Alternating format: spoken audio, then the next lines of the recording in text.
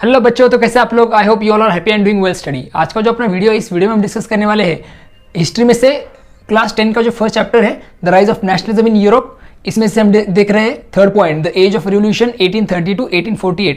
उसमें से 3.3 जो है 1848 the revolution of the liberals लोगों ने जो रिवॉल्यूशन किया उसके बारे में इस वीडियो में हम आज डिस्कस करने वाले डिटेल में। अभी ये समझने के लिए आपको इससे पहले दो वीडियो जो है जिसमें 3.1 और 3.2 डिस्कस किया है, साथ ही साथ द एज ऑफ रिवॉल्यूशन के बारे में डिस्कस किया है, वो आपको देखने पड़ेंगे। ओके, लिंक डिस्क्रिप्शन में दी है, वहां पर जाकर आप क्या कर सकते हैं तो इसे देख सकते हैं। साथ ही साथ ये जो पूरा चैप्टर है इसका एक मास्टर वीडियो भी आपको वहां पर मिल जाएगा, वहां पर जाकर आप पूरा चैप्टर अच्छे से समझ सकते हैं।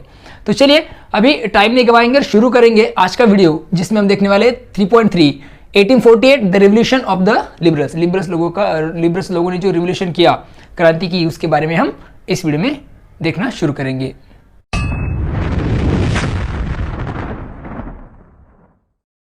हम देख रहे 3.3 1848 the revolution of the liberals का मतलब होता है कि freedom of individual as well as equality before the law. हर कोई इक्वल रहेगा बिफोर द लॉ और फ्रीडम ऑफ इंडिविजुअल, और हर कोई क्या रहेगा तो हर एक को फ्रीडम रहेगा, आजादी रहेगी। That is called as liberals.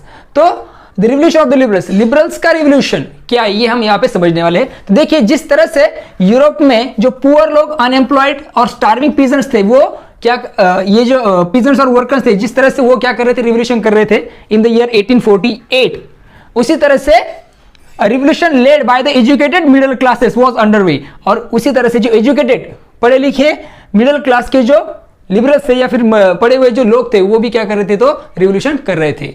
वो भी उस राह पर थे रिवॉल्यूशन के, ओके, क्रांति के राह पर वो भी चल रहे थे। इससे पहले आप देखेंगे कि 1848 को, फरवरी 1848 को जो घटना घटी, अरे वहां पे जो घटना घटी, वहां पे जो रिवॉल्यूशन हुआ, वो किन्होंने किया था वो रिवॉल्यूशन? तो लास्ट वीडियो में भी हमने देखा है, यहाँ पे भी आप समझ लीजिए, पुअर, अनएम्प्लॉयड और स्टार्विंग पीजेंट जो थे, वर्कर्स थे, इन्होंने ये रिवॉल्यूशन किया था, फेब्रुअरी रिवॉल्यूशन इन 1848, क्योंकि वो हंगर से परेशान थे। दे वर सफरिंग अलॉट, बहुत ज्यादा सफर कर रहे थे, बहुत ज्यादा हार्डशिप में वो जी रहे थे फ्रेंच में। तो इसकी वजह से फरवरी 1848 को रिवॉल्यूशन हुआ फ्रेंच में, फ्रांस में। और उस रिवॉल्यूशन की वजह से क्या हो गया तो जो मोनार्क था, एब्डिकेशन ऑफ द मोनार्क को क्या किया गया तो पद से हटा दिया गया पूरी तरह से। और फ्रेंच उसके बाद क्या बना तो एक रिपब्लिक देश बना। रिपब्लिक देश बनने के बाद एक universal male suffrage has been proclaimed. और उसके बाद जो मेल है, ओनली मेल्स को क्या मिला तो मताधिकार वहां पर मिला था। सब जो मेल रही उन्हें मतदान करने का वो मतदान कर सकते हैं, इस तरह से उन्हें क्या मिला था, फ्रीडम मिला था, उन्हें ये अधिकार मिल गया था। यूनिवर्सल मेल सफरेज मीन्स जो सिर्फ मेल है उन्हें ही क्या मिलेगा तो मतदान का अधिकार मिलेगा। ये हुआ 1848 को बिकॉज ऑफ द रिवॉल्यूशन। लोगों ने राजा को भागने के लिए मजबूर कर दिया, उसे पद से हटा दिया था। ये इंसिडेंट होने के बाद इसका इंसिडेंट होने के बाद आप समझ सकते हैं कि जो यूरोप के अदर पार्ट्स थे वहां पे ये तो रिपब्लिक बन गया। रिपब्लिक का मतलब मैंने बोला है कि जो हेड होता है वो पब्लिक से चुनकर आता है, that is the Republic. Okay, मगर यूरोप के जो अन्य देश है वहां पर कोई भी नेशन स्टेट नहीं था, कोई भी इंडिपेंडेंट नेशन स्टेट नहीं था उन दिनों में। फ्रेंच के बाद कोई भी वहां पे नहीं था। जैसे कि Germany, Italy, Poland, Austro Hungarian empire जो थे, ये जो कुछ देश थे या जो कुछ ये तो देश नहीं थे कह सकते हैं उनसे, क्योंकि वो देश नहीं बने थे, वहां पर मोनार्क सिस्टम ही था। तो वहां पर जो वहां के जो मेल और फीमेल लोग, मेन और वुमेन थे इन देशों के, ओके, इन मोनार्क सिस्टम के जो कुछ मेन और वुमेन लोग थे of liberal middle class, specially कौन से क्लास के? मिडिल क्लास के। Liberals mean those believe on change, ऐसे लोग की जो बिलीव करते हैं चेंज पे, जो बिलीव करते हैं इक्वलिटी पे, okay, equality before the law, हर कोई एक जैसे रहेगा इक्वलिटी लॉ के सामने, जो बात करते फ्रीडम ऑफ इंडिविजुअल, हर कोई आजाद रहेगा इस बात पर। तो ये जो लिबरल मिडिल क्लास के लोग थे, मेन और वुमेन दोनों भी आ गए उसमें, their demand for, they were demanding, क्या डिमांड कर रहे थे भाई? कॉन्स्टिट्यूशनलाइजेशन मीन संविधानवाद, ओके, संविधान होना चाहिए और कॉन्स्टिट्यूशन विद नेशनल यूनिफिकेशन, और एक देश होना चाहिए, इसकी वो डिमांड कर रहे थे। कौन? Main and women of liberal middle classes. They took advantage of the growing popular unrest to put their demands for the creation of a nation state. और ये जो असंतोष बढ़ रहा था लोगों में, उसका उन्होंने फायदा लिया, वो उसका फायदा ले रहा है, उसने उसका उस चीज का उन्होंने फायदा लिया और उन्होंने वो क्या कर रहे थे, तो ये जो अनरेस्ट था, ये जो असंतोष था, इसके वजह से वो क्या मांग रहे थे, तो they were demanding the creation of nation state. वो नेशन स्टेट की मांग कर रहे थे। लोगों के बीच जो गुस्सा था अगेंस्ट द मोनार्क, इसका फायदा लेकर वो क्या कर रहे थे, तो नेशन स्टेट की मांग कर रहे थे। कौन? मेन और women of the liberal middle classes of which countries? Germany, Italy, Poland and Austro Hungarian empire, वहां के सब लोग। और साथ ही साथ वो कह रहे थे कि देश जो होना चाहिए वो पार्लियामेंट्री प्रिंसिपल पे चलना चाहिए, कॉन्स्टिट्यूशन होना चाहिए देश के लिए, संविधान होना चाहिए, फ्रीडम ऑफ प्रेस, प्रेस को आजादी होनी चाहिए, freedom of association, freedom of association means संगठन बनाने की आजादी होनी चाहिए, और देश जो है वो पार्लियामेंट्री प्रिंसिपल से चलना चाहिए, संसदीय सिद्धांतों से चलना चाहिए। इस तरह की मांग ये लोग कर रहे थे, लिबरल मिडिल क्लास के लोग इन देशों से। इन जर्मन रीजन, अभी जर्मन रीजन के बारे में बात करेंगे। A large number of political association, जो जर्मन रीजन में जो लार्ज बहुत सारे जो पॉलिटिकल एसोसिएशन थे, राजनीतिक हम उसे कह सकते हैं संगठन थे, whose members were middle class professionals, businessmen and prosperous artisan। इसके जो मेंबर्स थे इन पॉलिटिकल एसोसिएशंस के, कौन थे, तो मिडिल क्लास के प्रोफेशनल्स, बिजनेसमैन और प्रॉस्परस आर्टिसन जो थे, ये सब मेंबर थे। And who came together in the city of Frankfurt, ये सब साथ में आए। कहां पे, तो जो सिटी है फ्रैंकफर्ट, वहां पे वो सब साथ में आए और डिसाइडेड, और उन्होंने डिसाइड किया to vote for an all German national assembly, और उन्होंने डिसाइड किया कि वोट लिया जाएगा for the all German national assembly. जैसे कि हमने पहले, मैं वीडियो की शुरुआत में आपको बताया कि जो लोग पुअर लोग थे, या फिर जो हम इसे कह सकते हैं कि पीजेंट्स थे, those who are facing hunger, जिन्होंने बहुत सारा सफर किया था, उन्होंने रिवोल्ट किया। तो ये एक रिवोल्ट की शुरुआत थी। ये सब मिडिल क्लास के लोग थे, वो साथ में आए फ्रैंकफर्ट में, और उन्होंने क्या कर दिया, तो डिसाइड किया कि एक ऑल जर्मन नेशनल असेंबली बनाई जाएगी। ओके, कहां पे, फ्रैंकफर्ट में। और उसके तहत उन्होंने क्या किया, तो वोटिंग लिया, और 18 मई 1848 को 831 मेंबर्स को इलेक्ट किया, और वो चल पड़े कहां पे, तो in a festive procession to take their places in the Frankfurt parliament, convened in the church of Saint Paul. और 831 मेंबर्स को चुनने के बाद वो पूरे उन्होंने जुलूस निकाला, और वो गए कहां पे, तो फ्रैंकफर्ट पार्लियामेंट में उनकी जगहों पे बैठने के लिए। अभी फ्रैंकफर्ट पार्लियामेंट उन्होंने कहां बनाया था, तो they made it in the church of Saint Paul, Saint Paul के चर्च में उन्होंने ये फ्रैंकफर्ट पार्लियामेंट बनाया था। और वहां पर ये सब लोग निकल पड़े, और उन्हें बहुत बड़ा प्रोसेशन, बहुत बड़ा जुलूस भी वहां पे निकाला था। इंटेंशन ये था कि वो आजाद होना चाहते थे। लिबरल का मतलब मैंने आपको पहले बताया कि equality before law and freedom to the individual. तो इसी बेस पे उन्होंने क्या किया था, तो हम उसे कह सकते हैं कि फ्रैंकफर्ट पार्लियामेंट उन्होंने बनाया था। और ये फ्रैंकफर्ट पार्लियामेंट बनाने के बाद दे ड्राफ्टेड अ कॉन्स्टिट्यूशन, एक उन्होंने संविधान भी बनाया for a German nation, German nation के लिए। जर्मनी जो था क्या डिवाइड था 39 कॉन्फेडरेशन में, ये आपको याद रखना है। उन सबके लिए क्या बनाया, तो एक जर्मन नेशन के लिए उन्होंने कॉन्स्टिट्यूशन बनाया। और इस कॉन्स्टिट्यूशन के तहत जो देश का, इस जर्मन रीजन का जो हेड रहेगा वो कौन रहेगा, तो एक मोनार्क रहेगा, और वो सब्जेक्ट रहेगा, ये काम करेगा अंडर पार्लियामेंट के अधीन, या फिर संसद के अधीन रहेगा वो मोनार्क। इस तरह से उन्होंने क्या किया था, तो कॉन्स्टिट्यूशन डेवलप किया था। कॉन्स्टिट्यूशनल मोनार्की सिस्टम उन्होंने लाई थी। राजा तो रहेगा मगर वो अधीन रहेगा किसके, तो संसद के। इस तरह से उन्होंने कॉन्स्टिट्यूशन डेवलप किया था। ओके, ये सब होने के बाद व्हेन द डेप्यूटीज, ये जो इलेक्टेड रिप्रेजेंटेटिव्स थे, वहां के जो डेप्यूटीज थे, डेप्यूटी मींस इलेक्टेड रिप्रेजेंटेटिव, तो वो क्या गए, तो वो गए किसके पास, तो फ्रेडरिक विल्हेम फोर्थ के पास। फ्रेडरिक विल्हेम फोर्थ जो था वो राजा था कौन से देश का, तो प्रशिया का। वहां पर जाकर उन्होंने क्या कि ये सब टर्म्स और कंडीशन उससे बताई, आप हमारे देश के राजा बन जाइए, मगर आपको क्या करना पड़ेगा, तो पार्लियामेंट के अधीन रहना पड़ेगा। ये ऑफर लेकर वो किसके पास गए, तो फ्रेडरिक विल्हेम फोर्थ के पास गए। और फ्रेडरिक विल्हेम फोर्थ जो राजा था प्रशिया का, उसने ये ऑफर टोटली क्या कर दिया, रिजेक्ट कर दिया, उसने इसे नकार दे दिया। और ही join other monarchs to oppose the elected assembly, और वो क्या हो गया, तो दूसरे मोनार्क्स के साथ, दूसरे राजाओं के साथ वो ज्वाइन हो गया to oppose this elected assembly. ये जो असेंबली बनाई गई थी उससे अपोज करने वाले जो राजा है उनके ग्रुप में वो चला गया।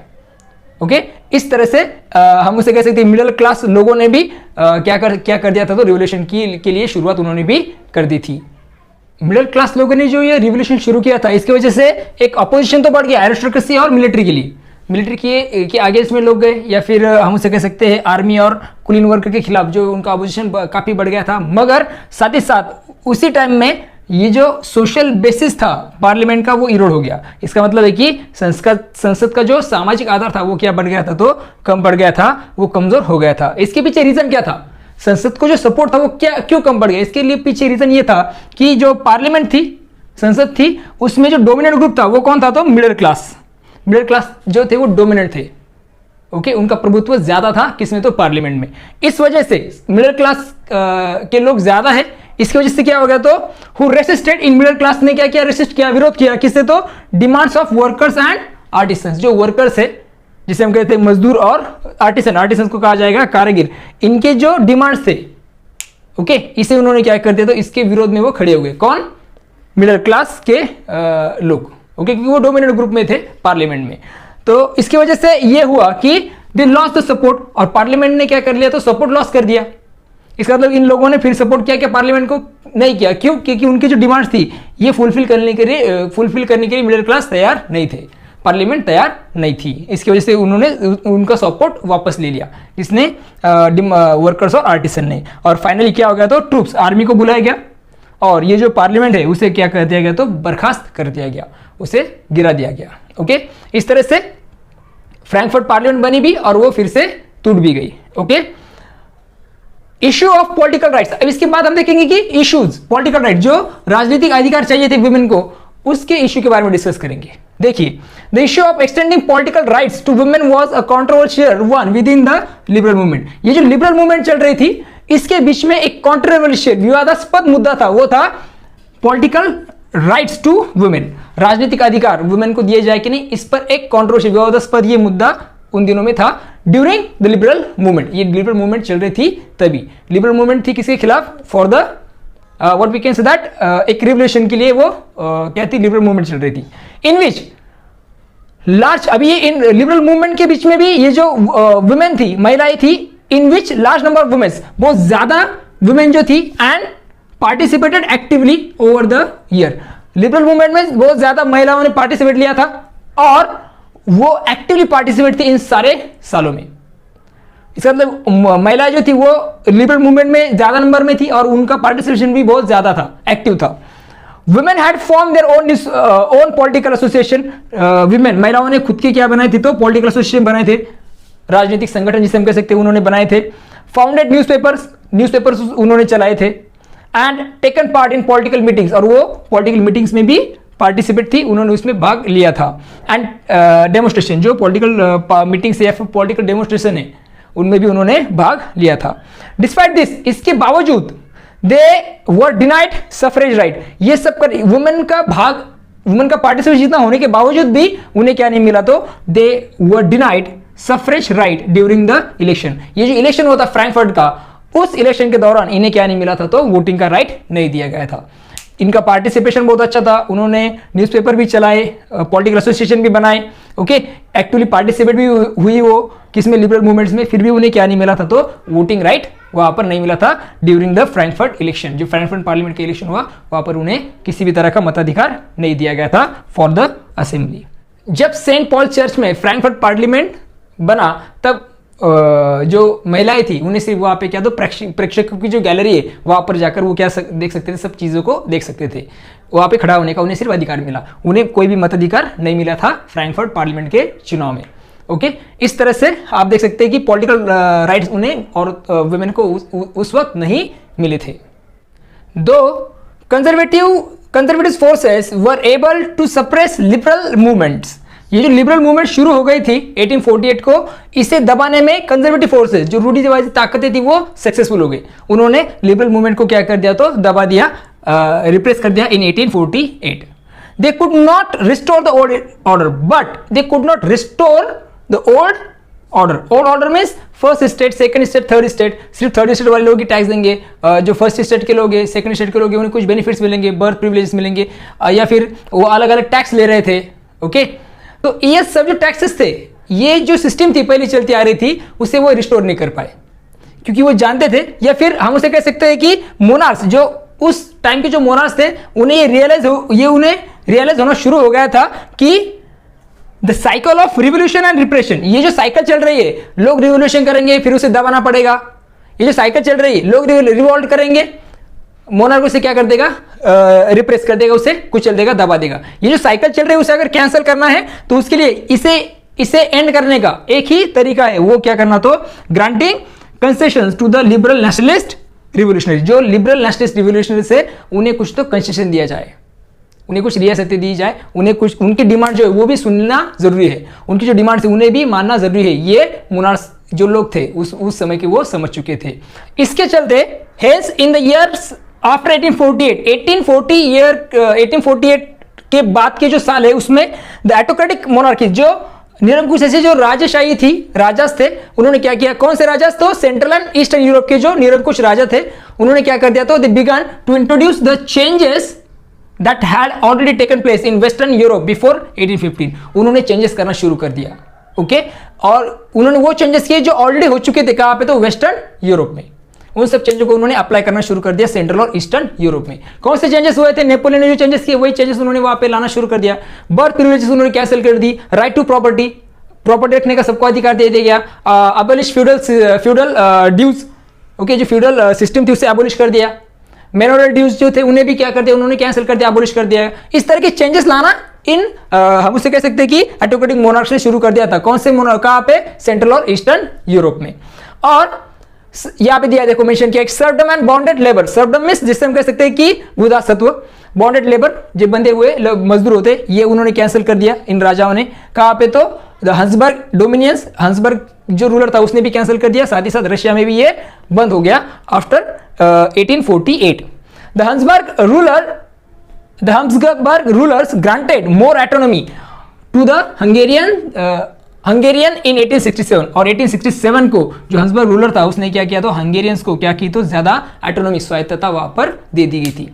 इसका मतलब है कि राजाज भी थे या फिर जो मोनार्क्स थे वो भी समझ चुके थे कि अभी लोगों के हिसाब से चलना पड़ेगा, लोगों की डिमांड को आपको समझना पड़ेगा, लोगों के प्रॉब्लम्स को समझना पड़ेगा, तब जाकर आप क्या कर सकते हो, तो अच्छे से रूलिंग कर सकते हैं। इस तरह से अपना ये जो पॉइंट है, पूरा point the age of revolutions 1830 से लेकर 1848, ये कंप्लीटली यहाँ पे खत्म हो रहा है। The revolution of the liberals, ये भी मुझे लगता है कि आपको समझ में आ गया है। रिवोल्यूशन तो हुआ मगर उसे रिप्रेस करने में मोनार्क्स जो थे वो कामयाब हो गए थे। ओके ये तो हमने यहाँ पे समझा, मगर उन्होंने चेंजेस एक्सेप्ट करना शुरू कर दिया था after that liberal movement. Okay इसके बाद हम बहुत सारे चेंजेस को भी क्या करने वाले हैं, आने वाली वीडियोस में डिस्कस करने वाले हैं। सबसे महत्वपूर्ण सूचना, ये जो पूरा चैप्टर है इसके जो सब पार्ट्स है उसकी लिंक्स आपको डिस्क्रिप्शन में मिल जाएगी, वहां पर जाकर आप पूरा चैप्टर अच्छे से समझ सकते हैं। ओके हिस्ट्री, इकोनॉमिक्स, इन सब बुक्स पर मैं क्या बना रहा हूँ, तो वीडियो बना रहा हूँ, इसलिए आप चैनल को लाइक, शेयर और सब्सक्राइब जरूर कीजिए। अपने दोस्तों के साथ डेफिनेटली आप क्या कीजिए, मेरा चैनल जरूर शेयर कीजिए।